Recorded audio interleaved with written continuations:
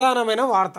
ఇంకా దీని ప్రకారం ఏం జరుగుతుందంటే ఫార్ములా ఈ కార్ రేస్ కేసు ఫైలు ప్రభుత్వ ప్రధాన కార్యదర్శి వద్ద నుంచి రాజ్భవన్కు చేరిందట. ఈ కేసులో ఏవన్గా ఉన్న మాజీ మంత్రి బీఆర్ఎస్ ఎమ్మెల్యే కేటీఆర్పై ప్రాసిక్యూషన్ చర్యలు చేపట్టడానికి ఇక అనుమతి ఇవ్వాల్సిందిగా గవర్నర్ జిష్ణుదేవ్ వర్మను ప్రభుత్వం కోరిందట. దీనిపై గవర్నర్ న్యాయ నిపుణుల అభిప్రాయం కోరినట్టు తెలిసింది. ఫార్ములా ఈ కార్ రేసు కేసు దర్యాప్తు చేపట్టిన ఏసీబీ తమ దర్యాప్తు పూర్తయిందని, కేటీఆర్పై ప్రాసిక్యూషన్ చర్యలకు ఇంకా ప్రాసిక్యూషన్ అంటే ఏం లేదు, అరెస్ట్ చేస్తారు అంతే. ఇంకా గవర్నర్ అనుమతి వచ్చినంబడే ఇక తీసుకుపోతారు, రిమాండ్కు ఇక కోర్టులో ప్రవేశపెడతారు, కోర్టు ఇంకా రిమాండ్కు తరలిస్తుంది. అంతే, ఏం లేదు, ఆడు ఉన్నది ఏంది. మరి దానివల్ల ఏమవుతుంది ఏం కథ అనేది తెలియదు. కానీ మొత్తం మీద అయితే ఆ బీఆర్ఎస్ ఏమంటుంది అంటే లొటపీస్ కేసు అని వాళ్ళు అంటారు. లేదు, చాలా గట్టి కేసు అది. ప్రభుత్వ సొమ్మును అప్పనంగా దోచేసిండ్రు, క్విడ్ ప్రోకో జరిగింది, మీరు ఇట్లా ఇచ్చిండ్రు, వాళ్ళు ఇట్లా ఇచ్చారు మీకు అనేది కాంగ్రెస్ ప్రభుత్వం ఆరోపిస్తుంది. మరి ఏమవుతుందో ఏం కథనో తెలియదు. కానీ చట్టానికి మాత్రం ఎవరు అతిథులు గారు, ఎవరు తప్పు చేసినా జైలుకోవాల్సింది. ఇక సామాన్యులకు ఓ చట్టం, సామాన్యులకు ఓ న్యాయం, ప్రభుత్వ ఉద్యోగులకు ఓ న్యాయం, మీకో న్యాయం అంటే నడవదు.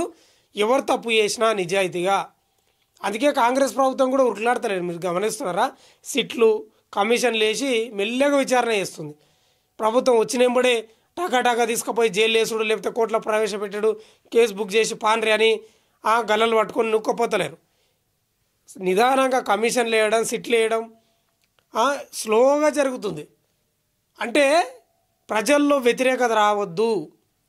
ఇగో కాంగ్రెస్ వచ్చే ఇక కోపం మీద వాళ్ళని అందరి మీద కేసులు పెట్టి తీసుకొని పోయానేటట్లు కాకుండా విచారణలను జరిపిస్తుంది. అంటే దీనివల్ల ప్రజల్లో కూడా ఒక భావన ఏర్పడుతుంది. అరే, కాంగ్రెస్ ప్రభుత్వం వచ్చినప్పుడు ఏం జైలు వేయలేదు కదా, విచారణ వేసింది కదా, హైకోర్టు జడ్జీలతోటి లేకపోతే సుప్రీంకోర్టు జడ్జీలతోటి సిట్ వేసింది కదా, విచారణ చేసింది కదా, సుదీర్ఘంగా జరిగింది కదా, అందులో ఉండొచ్చు, తప్పు ఉండొచ్చు కదా అనే భావన కూడా ప్రజల్లోకి వెళ్ళే అవకాశం ఉంది. అందుకే బీఆర్ఎస్ నేతలు చాలామంది భయపడుతున్నారు. కేసు చాలా గట్టిగా ఉండేటట్లుంది, విచారణ చాలా గట్టిగా ఉండేటట్టుంది, ఏమవుతుందో ఏం కథ అనేది చాలా టెన్షన్ పట్టుకున్నది వాళ్ళకు కూడా.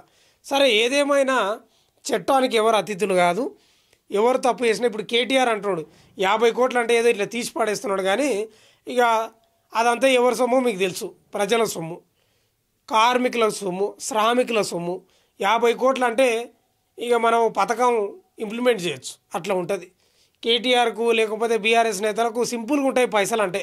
ఎందుకంటే అడగోలుగా సంపాదించారు కదా, గత 10 ఏళ్ళ నుంచి అడగోలుగా సంపాదించారు కదా, వాళ్ళకి లెక్క లేదు. మనకేమో 100 రూపాయలు కూడా లెక్క పెట్టుకునేటోళ్ళం మనం. అది పరిస్థితి. సరే, ఏదేమైనా గవర్నర్ అనుమతి ఇచ్చిన తర్వాత కేటీఆర్పై చర్యలు ఉంటాయి, 100% అరెస్ట్ అనేది ఉంటుంది. అది రాసి పెట్టుకోండి ఇక.